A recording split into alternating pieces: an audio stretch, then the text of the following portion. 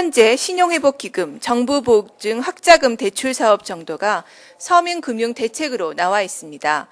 그러나 사설 대부업에 버금가는 높은 금리, 또 제한된 수혜 대상 등의 문제로 실효성이 거의 없습니다. 최악의 고용대란, 경제위기로 금융소외자는 더 늘어날 수밖에 없습니다. 서민금융에 대한 획기적인 조치가 지금 나오지 않는다면 심각한 서민금융대란은 불가피합니다. 정부의 금융정책이 은행 등 금융기관을 지원하는 것에 머물러서는 안 됩니다. 금융소외의 고통에 시달리는 서민을 직접 지원하는 것으로 정부 대책은 확대되어야 합니다. 이에 민주노동당은 금융소외, 금융양극화 해결을 위한 4대 서민금융대책을 제안합니다.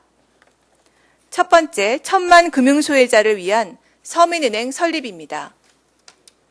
금융소외자를 고리사채의 악순환에서 구제하고 신용등급이 낮은 서민들이 금융소외자로 전락하는 것을 방지해야 합니다. 은행 이용이 차단된 신용등급 7에서 10등급의 서민들도 이용할 수 있는 서민은행을 설립해야 합니다. 서민은행은 대부업 이용 사유의 대부분을 차지하는 의료비와 학자금의 무보증 처리대출, 또 영세상공인의 긴급 운용자금을 제공하는 역할을 할 것입니다. 기존 정부 소유 은행을 서민은행으로 전환하거나 사실상의 공적 자금이 투입될 민간은행의 하나를 서민은행으로 전환하면 자본금 3조 원 정도로 충분히 서민은행을 만들 수 있습니다.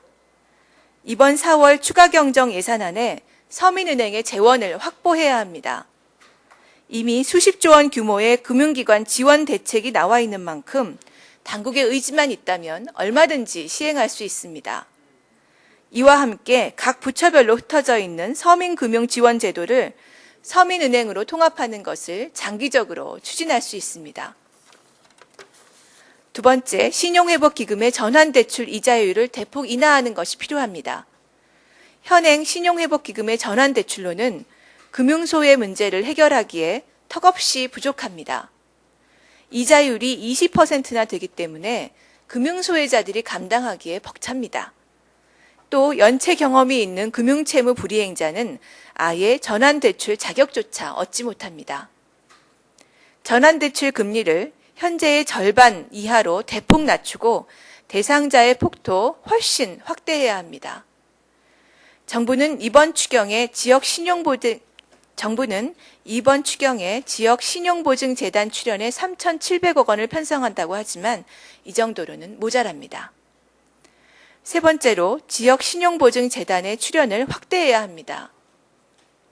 지역신용보증재단 추가 출연금을 5천억 원으로 늘려서 현재 6조 원으로 조성되어 있는 지역신용보증재단의 보증 규모를 2배 정도로 늘립시다.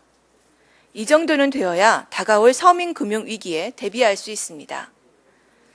네 번째로 고리사채 폐해를 제도적으로 근절해야 합니다.